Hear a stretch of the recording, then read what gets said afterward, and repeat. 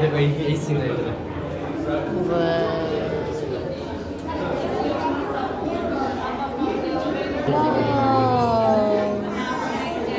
ওই যে হ্যাঁ তো কাছে থেকে পোষমানা প্রাণ হুম পোষ মানা ওরা তাই কিভাবে উপকার করে যদি পড়ে টরে যায় হ্যাঁ তাহলে একমাত্র এই মাছই মানুষকে উপকার করে মানুষকে তীরে পৌঁছায় দেয় বড় বড় ডলফিনগুলোতে বড়টা কিন্তু যে কোনো মানে এদের কাজ হচ্ছে বিপদে পড়লে মানুষকে উপকার করে তীরে পৌঁছায় দেয় তাই না